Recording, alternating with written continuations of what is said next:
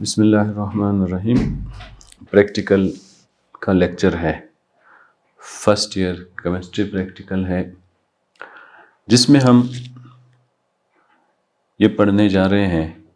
इसका ऑब्जेक्ट ये है to estimate the amount of barium ion in the given solution of barium chloride gravimetrically. यहाँ पे हम पहले तो ये देखने जा रहे हैं कि ग्रेविमेट्रिकली का क्या मतलब है। जब भी हम केमिस्ट्री का प्रैक्टिकल करते हैं तो हमारा जो कोर्स से रिलेटेड बातें हैं उसमें यह है कि प्रैक्टिकल में हम टाइट्रेशन का प्रोसेस करते हैं। टाइट्रेशन एक ऐसा प्रोसेस है जिसका ताल्लुक एनालिसिस से है। एनालिसिस वो अमल है जिसमें हम गिवन सैंपल की आइडेंटिफिकेशन करते हैं, सेपरेशन करते हैं, आइसोलेशन करते हैं। ये जब सारे काम हम कर रहे होते हैं इसको एनालिसिस कहते हैं। एनालिसिस केमिस्ट्री में अमूमन दो किस्म के एनालिसिस हैं। एक किस्म की एनालिसिस में हम क्वालिटी मालूम कर रहे होते हैं कि जो सैंपल हमें दिया गया है उस सैंपल की क्वालिटी क्या है। उस सैंपल में कौन से मटेरियल मौजूद है, वो सैंपल हमें क्या इंफॉर्मेशन दे रहा है, इसको क्वालिटेटिव एनालिसिस कहते हैं। दूसरी वो एनालिसिस है जिसमें हम क्वांटिटी मालूम करते हैं। जो भी सैंपल हमें दिया हुआ है उस सैंपल के बारे में हमसे पूछा जाता है कि इस सैंपल में अमाउंट, जो गिवन सैंपल है, जो गिवन मटेरियल है, उसकी अमाउंट कितनी है, उसका मास मालूम करो, उसका वेट मालूम करो, उसका अमाउंट मालूम करो, अमाउंट पर लीटर मालूम करो, कंसंट्रेशन मालूम करो। इसको फिर क्वांटिटेटिव एनालिसिस कहते हैं। जो क्वांटिटेटिव एनालिसिस है इसमें हम अमाउंट मालूम कर रहे होते हैं। जो क्वालिटेटिव एनालिसिस है इसमें हम kind, type of sample, type of component मालूम कर रहे होते हैं। टाइप ऑफ सैंपल में मालूम करने के लिए हमारे पास एक ऑर्गेनिक सैंपल होता है और एक इनऑर्गेनिक सैंपल होता है। ऑर्गेनिक सैंपल को आइडेंटिफाई करने के लिए हमने कंबशन एनालिसिस करना होता, जो आजकल उसकी ज़रूरत नहीं है। आजकल स्पेक्ट्रोस्कोपी है, स्पेक्ट्रोमीट्री है, इसकी मदद से हमें ये सारी इन्फॉर्मेशन बहुत आसानी से मिल जाती है। लेकिन एंशिएंट डेज में जब भी कोई ऑर्गेनिक कंपाउंड होता था तो उसकी आइडेंटिफिकेशन के लिए कंबशन एनालिसिस की मदद ली जाती थी। कंबशन एनालिसिस में एक फर्नेस होता है और एक पोर्शन होता है जिसमें मैग्नीशियम क्लोरेट डाल दिया जाता है। दूसरा पोर्शन होता है जिसमें सोडियम हाइड्रोक्साइड डाल देते हैं। इनकी मदद से हम ऑर्गेनिक कंपाउंड में मौजूद कार्बन की परसेंटेज मालूम करते हैं, हाइड्रोजन की परसेंटेज मालूम करते हैं और ऑक्सीजन की परसेंटेज मालूम करते हैं। आमतौर पे ऑर्गेनिक कंपाउंड उन मॉलिक्यूल्स को कहते हैं जिन मॉलिक्यूल्स में कार्बन और हाइड्रोजन होता है, तो ऐसे मॉलिक्यूल्स को हाइड्रोकार्बन्स कहते हैं। कोई ऐसा मॉलिक्यूल है जिसमें कार्बन भी है, हाइड्रोजन भी है और साथ में ऑक्सीजन भी मौजूद है, या कोई दूसरा एटम मौजूद है, उसको डेरिवेटिव्स ऑफ हाइड्रोकार्बन कहते हैं। तो ऑर्गेनिक कंपाउंड आम तौर पे हम हाइड्रो कार्बन्स या डेरिवेटिव्स ऑफ हाइड्रोकार्बन्स के डिसिप्लिन में पढ़ रहे होते हैं, हम कंबशन एनालिसिस की मदद से ऑर्गेनिक कंपाउंड को इस तरह आइडेंटिफाई कर सकते हैं, जिसमें हम परसेंटेज ऑफ कार्बन और हाइड्रोजन मालूम कर लेते हैं, फिर moles of carbon and hydrogen मालूम कर लेते हैं, फिर हम मोलर रेशो मालूम कर लेते हैं, एम्पेरिकल फार्मूला इसी की मदद से मालूम करते हैं, फिर कैलकुलेशन की मदद से हम मॉलिक्यूलर फार्मूला फाइंड आउट कर सकते हैं। ये एनालिसिस क्वालिटेटिव एनालिसिस हो गया है। क्वांटिटेटिव एनालिसिस में हमारे पास दो किस्म के एनालिसिस होते हैं। एक किस्म के एनालिसिस को वॉल्यूमेट्रिक एनालिसिस कहते हैं, दूसरे किस्म के एनालिसिस को ग्रेविमेट्रिक एनालिसिस कहते हैं, जो कि आज का जो प्रैक्टिकल है उसमें ग्रेविमेट्रिक एनालिसिस हम करने जा रहे हैं। ग्रेविमेट्रिक एनालिसिस में होता क्या है? ग्रेविमेट्रिक एनालिसिस में हम क्या करते हैं? हम एक सैंपल लेते हैं। ये देखें, ये एक सैंपल है। ये सैंपल सॉल्युबल है, वाटर सॉल्युबल है। हम इस सैंपल को वाटर इनसॉल्युबल बनाते हैं।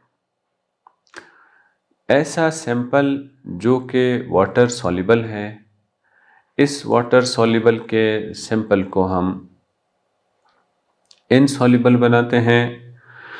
जब ये इनसॉल्युबल हो जाता है तो हम कैलकुलेशंस की मदद से फिर इस सैंपल में जो बेरियम आयन है, इस बेरियम आयन की अमाउंट मालूम कर लेते हैं। ऐसे एनालिसिस को ग्रेविमेट्रिक एनालिसिस कहते हैं। ग्रेविमेट्रिक एनालिसिस एक ऐसा एनालिसिस है जिसमें हम जो सॉल्युबल सैंपल होता है उस सैंपल को इनसॉल्युबल प्रेसिपिटेट में कन्वर्ट कर देते हैं। प्रेसिपिटेट में जब इसको कन्वर्ट कर दिया जाता है, उसके बाद हमें जो रिक्वायर्ड आयन होता है उसका मास हम मालूम कर लेते हैं, कैलकुलेट कर लेते हैं। इसको ग्रेविमेट्रिक एनालिसिस कहते हैं। ग्रेविमेट्रिक एनालिसिस में जो हमें जो सैंपल की ज़रूरत है, जो हमें केमिकल की ज़रूरत है, उस केमिकल का नाम बेरियम क्लोराइड है। बेरियम क्लोराइड के अलावा हमें ये ग्लास रॉड है और ये बीकर है। ये टाइट्रेटिंग फ्लास्क भी कहलाता है, सिर्फ फ्लास्क भी हम इसको कहते हैं। ये जो वाइट कलर का है ये फनल है, प्लास्टिक फनल है। और ये वॉशिंग बोतल है, प्लास्टिक वॉशिंग बोतल है ये। और इसको फिल्टर पेपर कहते हैं और ये बर्नर है।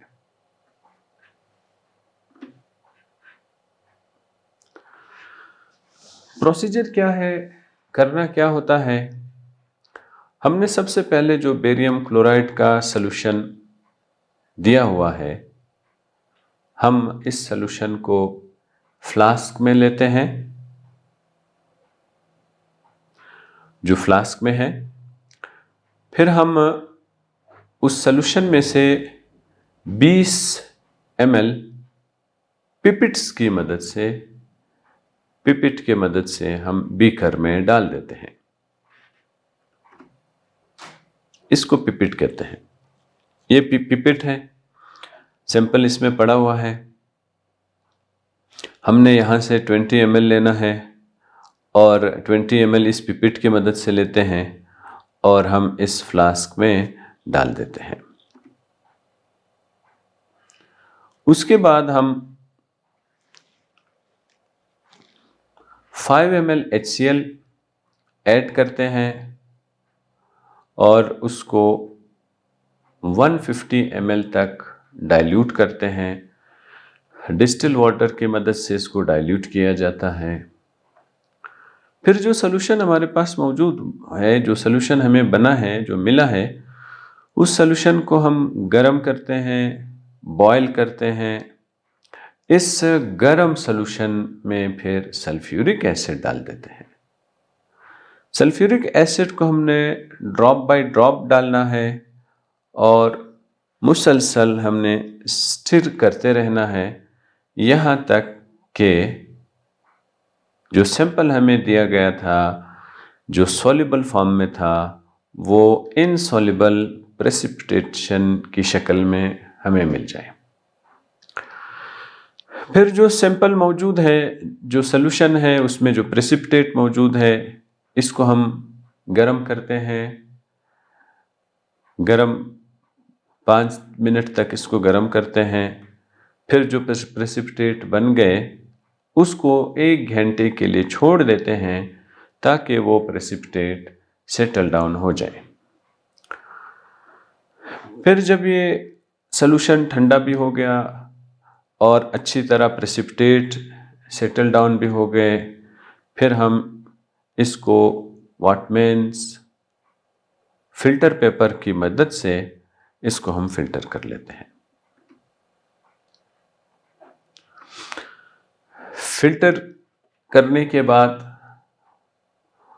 जो फिल्टर पेपर में जो हमें प्रेसिपिटेट मिल गए हैं, जो हमें चाहिए होता है, उसको हम डिस्टिल वाटर लेते हैं और उसको थोड़ा सा गर्म करते हैं।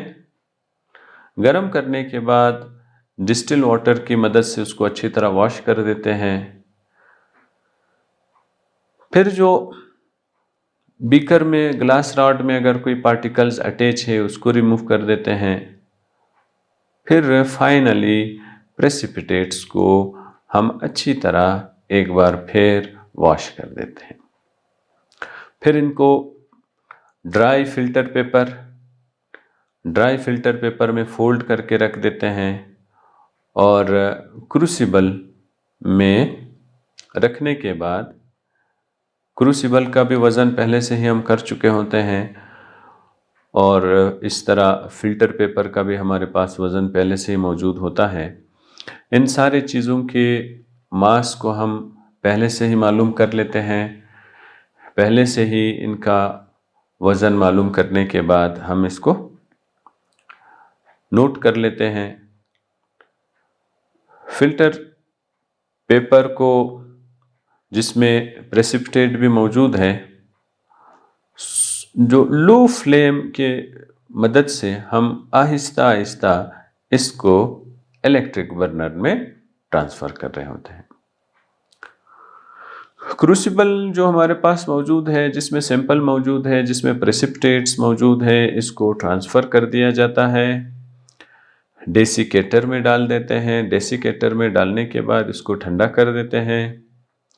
जब ये ठंडा हो जाता है फिर वो क्रूसिबल का वज़न करते हैं, जो पहले हमने जब ये क्रूसिबल में सैंपल नहीं था उसका वज़न कर लिया।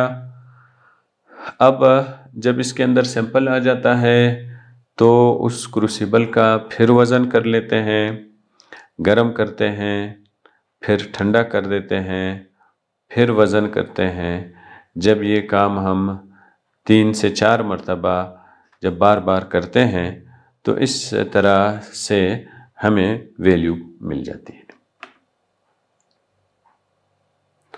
कैलकुलेशन की तरफ आते हैं हमने क्या करना है, जो क्रूसिबल हमने लिया है उसके ऊपर जो लिड पड़ा हुआ है, इन दोनों का वज़न मालूम कर लेना है और उसकी वैल्यू इधर लिख लेनी है।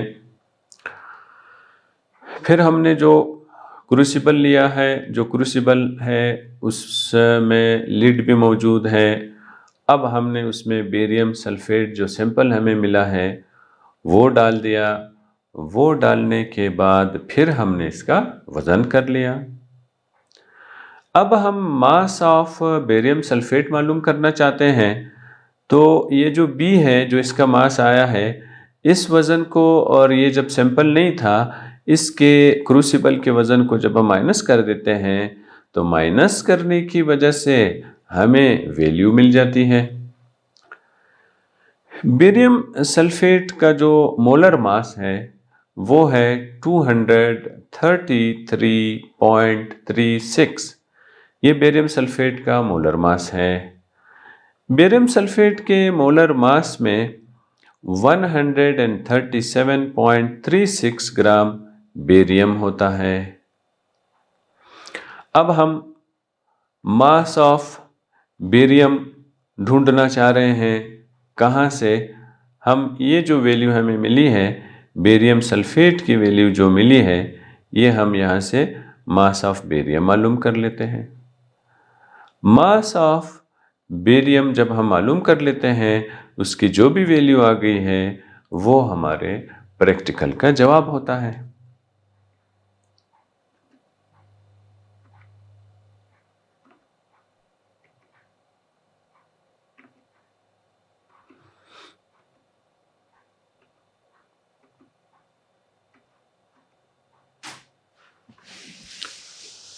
ये पूरा प्रैक्टिकल इस से रिलेटेड था। अब इस पूरे प्रैक्टिकल में देखिए हमने क्या किया। हमने बेरियम आयंस जो हमें सॉलिड फॉर्म में मिल गया था, बेरियम जो हमें सॉलिड फॉर्म में मिल गया था, जो हमें प्रेसिपिटेट की शक्ल में मिल गया, उस बेरियम का जो मास है, उस मास को हमने मालूम कर लिया। मालूम करने के लिए कौन सा प्रोसेस किया? मालूम करने के लिए जो बेरियम क्लोराइड है जो कि पानी में हल हो जाता है, हमने बेरियम क्लोराइड का सलूशन लिया। इसमें हमने HCl डाल दिया। HCl डालने के बाद सल्फ्यूरिक एसिड डाल दिया। सल्फ्यूरिक एसिड डालने के बाद हमें बेरियम सल्फेट के प्रेसिपिटेट्स मिल गए। जब हमें ये सारा काम हमने कैसे किया? हमने ये बेरियम क्लोराइड बीकर में डाला, सलूशन बनाया, अच्छी तरह स्टिर किया।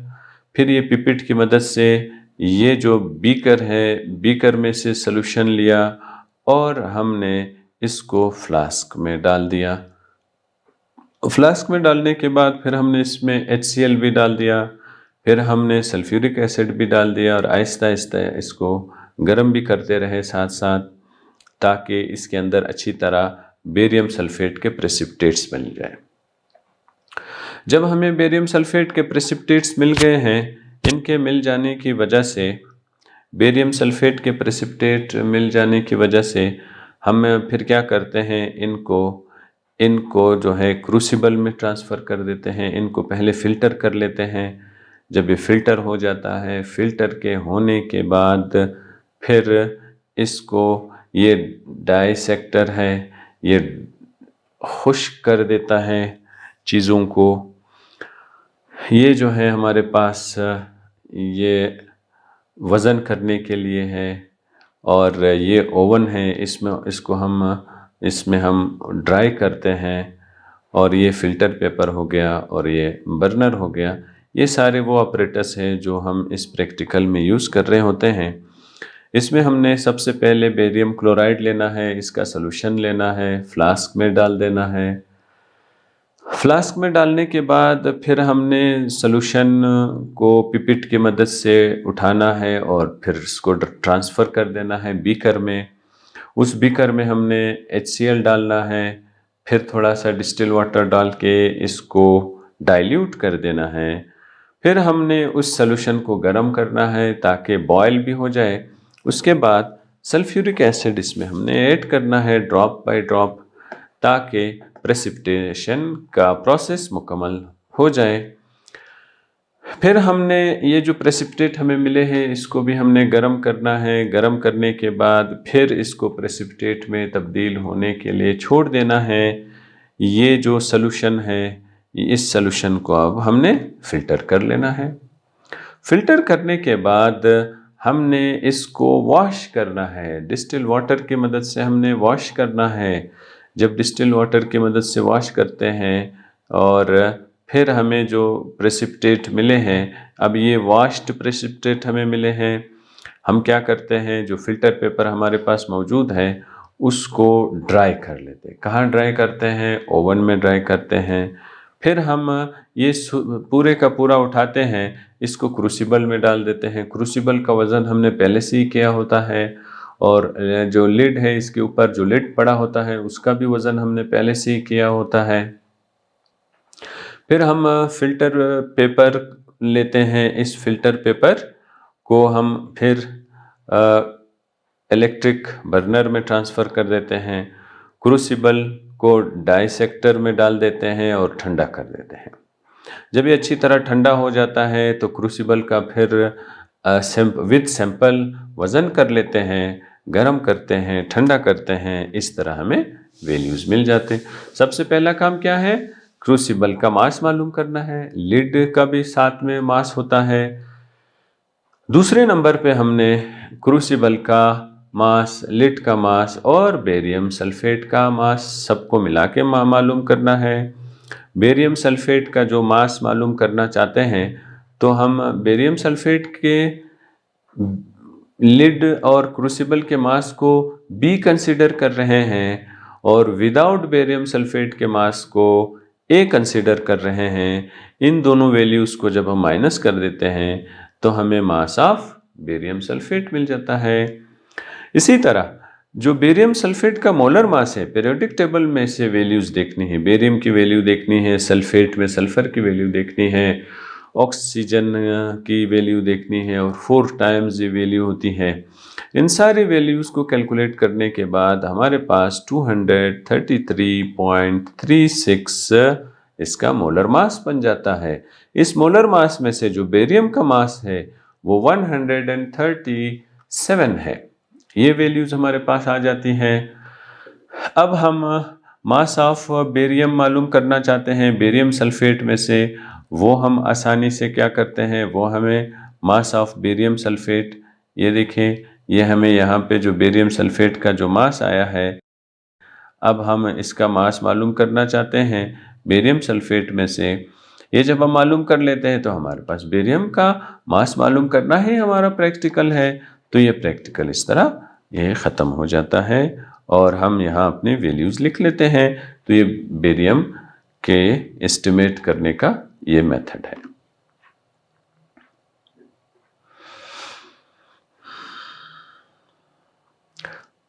दूसरा प्रैक्टिकल है। इस प्रैक्टिकल का नाम है crystallisation of benzoic acid from water. Benzoic acid है और पानी में ये हल हो चुका है, डिज़ोल्व हो गया है। अब हम इसको वापस क्रिस्टल के फॉर्म में कन्वर्ट करना है। क्रिस्टल्स के फॉर्म में कन्वर्ट करने के लिए अब हम जो काम करने जा रहे हैं इस प्रोसेस को क्रिस्टलाइजेशन कहते हैं। क्रिस्टलाइजेशन एक ऐसी टेक्निक है, फिज़िकल टेक्निक है, जिसकी मदद से हम ये चीज़ों को जो इम्प्योर फॉर्म में होते हैं उसको पहले सॉल्युबल कर लेते हैं।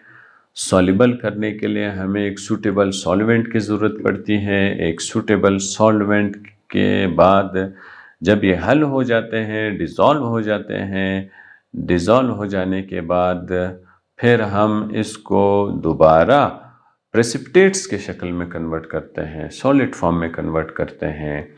सॉलिड फॉर्म में कन्वर्ट करने के बाद जो सैंपल हमें रिक्वायर्ड होता है उस सैंपल को हम क्रिस्टल्स में कन्वर्ट कर देते हैं। अब ये जो क्रिस्टल्स हमें बने हैं, ये जो क्रिस्टल्स है ये प्योर क्रिस्टल्स होते हैं। इन क्रिस्टल्स को बनाना हमारा मकसद था, हम यही क्रिस्टल्स बनाना चाह रहे थे। तो ये क्रिस्टल्स जब बन जाते हैं तो इस प्रैक्टिकल को क्रिस्टलाइजेशन का प्रैक्टिकल कहा जाता है। ये प्यूरिफिकेशन मेथड है। इसकी मेथड से हम इम्प्योरिटीज़ को अलग कर लेते हैं। इसमें फिर ये भी होता है कि हमारे पास जो सैंपल गिवन है उसमें इम्प्योरिटीज़ मौजूद हैं।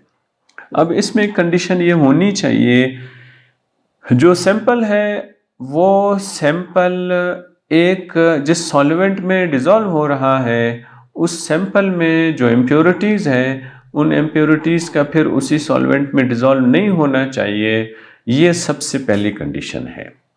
क्या कंडीशन है? हमने सॉल्वेंट लेना है। कौन सा सॉल्वेंट लेना है? ऐसा सॉल्वेंट लेना है जिस सॉल्वेंट में जो सैंपल हमें रिक्वायर्ड है वो सैंपल तो सॉल्युबल हो जाए, लेकिन इस सैंपल में जो इम्प्योरिटीज मौजूद है वो इम्प्योरिटीज को सॉल्युबल नहीं होना चाहिए, फिर हम क्रिस्टलाइजेशन का प्रोसेस आसानी से कर सकते हैं। क्रिस्टलाइजेशन के प्रोसेस में हमें बीकर की ज़रूरत पड़ती है, स्टिरर की ज़रूरत पड़ती है, फ्लास्क की ज़रूरत पड़ती है और फनल की ज़रूरत पड़ती है। इसी तरह ये जो वॉश बॉटल है इसकी ज़रूरत पड़ती है।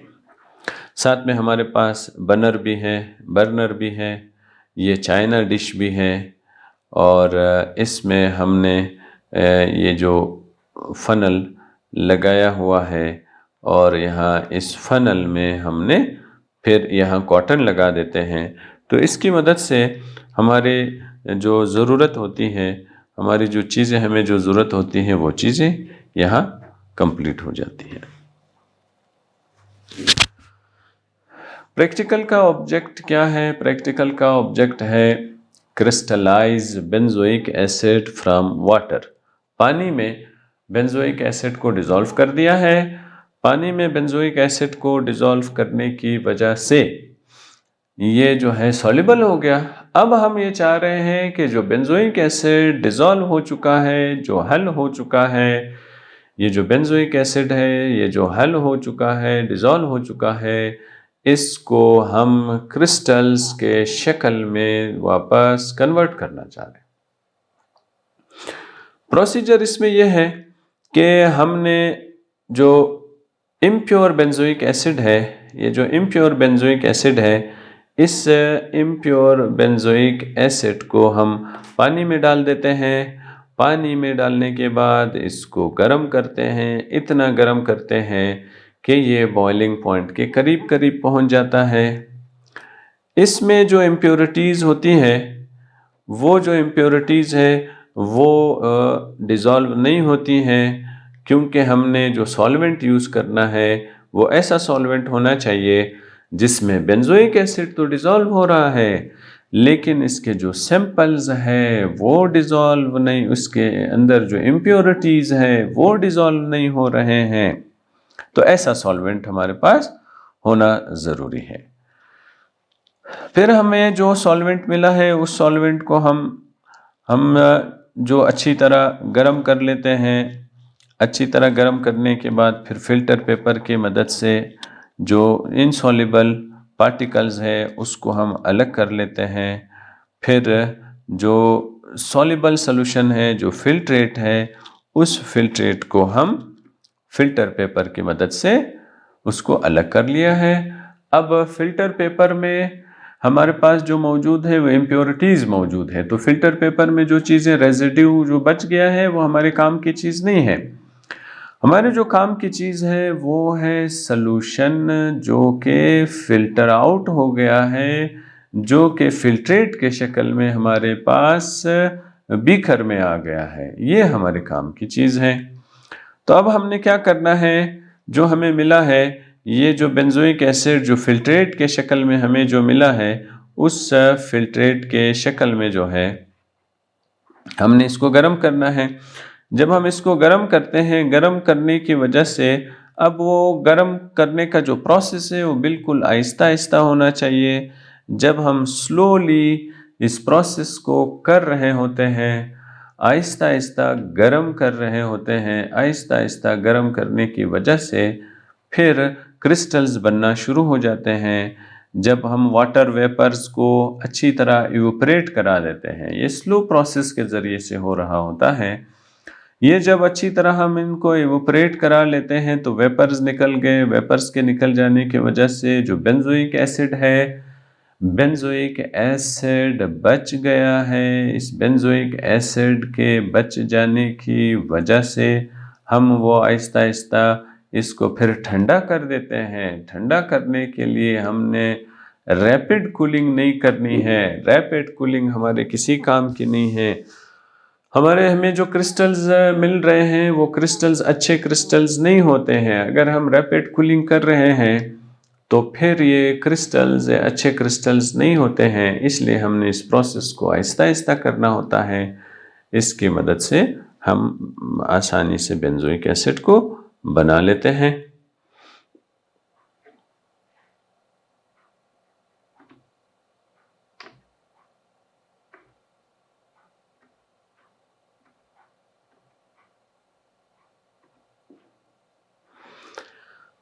क्रिस्टलाइजेशन का प्रोसेस है। इस क्रिस्टलाइजेशन के प्रोसेस में हम बेंजोइक एसिड जो कि पानी में डिज़ोल्व हो चुका है, उस बेंजोइक एसिड को हम पहले उसको रिकवर करते हैं। रिकवर करने के बाद इसके वापस क्रिस्टल्स बना लेते हैं। हमारे पास बेंजोइक एसिड है।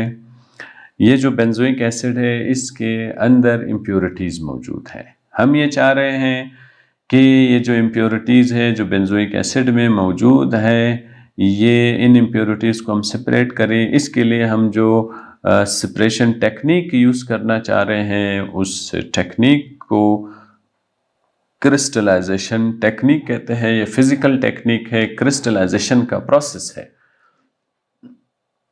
क्रिस्टलाइजेशन के प्रोसेस में हम बेंजोइक एसिड लेते हैं। ये है ग्लास स्टिरर है, ये बीकर है। इस बीकर में हम इम्प्योर बेंजोइक एसिड डाल देते हैं। इम्प्योर बेंजोइक एसिड डालने के बाद हम अच्छी तरह जो सैचुरेटेड सोल्यूशन बना लेते हैं। सैचुरेटेड सोल्यूशन ऐसा सोल्यूशन होता है जिसमें हम ने इतना सोल्यूट डालना है कि वो सोल्यूट डिज़ोल्व ना हो जाए, मुकम्मल तौर पे डिज़ोल्व ना हो। इतना ज़्यादा सोल्यूट हमने डालना है कि मज़ीद उसकी सॉल्युबिलिटी बढ़ जाए और सॉल्युबिलिटी इसमें मज़ीद ना हो, इतना सोल्यूट हमने डालना है। ज़्यादा से मैक्सिमम अमाउंट ऑफ सोल्यूट हमने डिज़ोल्व करना है। हमने रूम टेम्परेचर पर ये काम करना है। जब ये अच्छी तरह डिज़ोल्व हो जाता है तो इसमें पहली कंडीशन ये है कि हमने वो सॉल्वेंट लेना है जिस सॉल्वेंट में सिर्फ बेंजोइक एसिड डिज़ोल्व हो सकता है, और जो सैंपल में जो इम्प्योरिटीज़ मौजूद है वो इम्प्योरिटीज़ डिज़ोल्व नहीं हो, ऐसा हमने लेना है। क्या लेना है? ऐसा हमने सॉल्वेंट लेना है। उस सॉल्वेंट को हमने इसमें डिज़ोल्व कर दिया। डिज़ोल्व करने के बाद फिर हमने इसको, ये जो फनल है, इस फनल में फ़िल्टर पेपर रखते हैं और ये फ्लास्क है। अब हमने इस बीकर को इसमें ट्रांसफ़र कर देना है। जब ये बीकर यहाँ से इधर आ जाता है, ट्रांसफ़र हो गया है, इसके ट्रांसफ़र होने की वजह से जो फ़िल्टर पेपर में जो प्रेसिपिटेट्स हैं वो प्रेसिपिटेट्स फ़िल्टर पेपर में रुक जाते हैं और जो फिल्ट्रेट हैं वो नीचे आ जाते हैं। यहाँ जो हमारे अब जो काम की चीज़ है वो यहाँ फ्लास्क में पड़ी हुई है। ये हमारे काम की चीज़ इसमें पड़ी हुई है। इसमें फिर हम क्या करते हैं, हम इसको फिर कन्वर्ट कर देते हैं। इसको हम चाइना डिश में रख देते हैं। चाइना डिश में रखने के बाद फिर आहिस्ता आहिस्ता हम गरम कर रहे होते हैं। आहिस्ता आहिस्ता गरम करने की वजह से इसमें जो वाटर वेपर्स मौजूद है, जो सॉल्वेंट के वेपर्स मौजूद है, वो आहिस्ता आहिस्ता इवेपोरेट करना शुरू हो जाता है। सॉल्वेंट में दूसरी कंडीशन ये भी है कि ऐसा सॉल्वेंट नहीं होना चाहिए जो फ्लेमेबल हो, जिसको आग लग जाता हो। ऐसा सॉल्वेंट नहीं होना चाहिए, क्योंकि जब हम गर्म कर रहे होते हैं उस वक्त फिर ये ख़तरा होता है कि उसको आग लग ना जाए। इसलिए ऐसा सॉल्वेंट भी नहीं होना चाहिए कि उसमें इम्प्योरिटीज़ डिज़ोल्व हो जाए, और ऐसा सॉल्वेंट भी नहीं होना चाहिए जिस सॉल्वेंट को आग लग जाए। ये दोनों कंडीशंस याद रखनी है। ये पूरा काम करने के बाद फिर हम क्या करते हैं, फिर हम जो है इसको फ़िल्टर कर देते हैं। फ़िल्टर करने के बाद इसको गर्म करते हैं। गर्म करने के बाद इसको ठंडा होने के लिए छोड़ देते हैं। जब हम इसको ठंडा होने के लिए छोड़ देते हैं और ये आहिस्ता आहिस्ता ठंडा हो रहा होता है, अगर हम आहिस्ता आहिस्ता इसको ठंडा करते हैं तो जो क्रिस्टल्स बनते हैं वो अच्छे क्रिस्टल्स होते हैं, जो प्योर क्रिस्टल्स हमें मिल जाते हैं। तो ये इस तरह ये पूरा प्रोसेस है। हम सबसे पहले क्या करते हैं, इम्प्योर बेंजोइक एसिड लेते हैं और उसको जो सॉल्वेंट में डाल देते हैं, फिर आहिस्ता आहिस्ता गर्म करते हैं ताकि सैचुरेटेड सोल्यूशन बन जाए। और फिर हमने ऐसा सॉल्वेंट यूज़ करना है कि इम्प्योरिटीज़ उसमें डिज़ोल्व ना हो।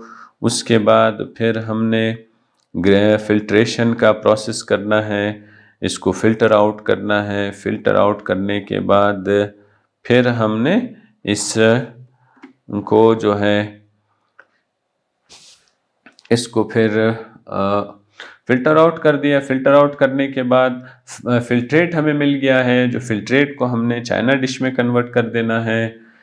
चाइना डिश को आहिस्ता आहिस्ता गर्म करना है। जब हम चाइना डिश को आहिस्ता आहिस्ता गर्म कर रहे होते हैं तो चाइना डिश को गर्म करने के बाद जो वेपर्स होते हैं वो इवोपरेट हो जाते हैं। वेपर्स के इवोपरेट होने की वजह से, जब ये इवोपरेट हो जाते हैं तो इनके इवोपरेट होने की वजह से जो वेपर्स है वो निकल गए, सॉल्वेंट के जो वेपर्स हैं वो निकल जाते हैं और हमें प्योर क्रिस्टल्स मिल जाते हैं। इन प्योर क्रिस्टल्स को हम ठंडा होने के लिए छोड़ देते हैं। फिर हम आम तौर पे अमूमन 24 घंटे इसको छोड़ देते हैं ताकि अच्छी तरह ठंडा हो जाए। फिर हम आके जो बेंजोइक एसिड है, जो प्योर बेंजोइक एसिड है, इसके हमें क्रिस्टल्स मिल जाते हैं। यहाँ तक हमारा लेक्चर था जिसमें हमने 2 प्रैक्टिकल्स देखे हैं। इनमें से एक जो प्रैक्टिकल है उस प्रैक्टिकल में एक जो पहले प्रैक्टिकल का नाम था वो estimate the amount of barium ion in the given solution of barium chloride gravimetrically एक ऐसा प्रोसेस है जिसमें सॉल्युबल सैंपल को इनसॉल्युबल प्रेसिपिटेट्स में कन्वर्ट करने के बाद रिक्वायर्ड सैंपल का मास हम मालूम कर लेते हैं और उसके लिए हम ये कैलकुलेशन कर लेते हैं कि कैलकुलेशन करने के बाद फिर हमारा जो नेक्स्ट प्रैक्टिकल है वो बेंजोइक एसिड को क्रिस्टल फॉर्म में कन्वर्ट करना है। इसमें हम सॉल्यूशन बनाते हैं और सॉल्यूशन बनाने के बाद जो फिल्ट्रेट आया है, फिल्ट्रेट को गर्म करते हैं। फिल्ट्रेट को गर्म करने के बाद हमें प्योर क्रिस्टल्स मिल जाते हैं।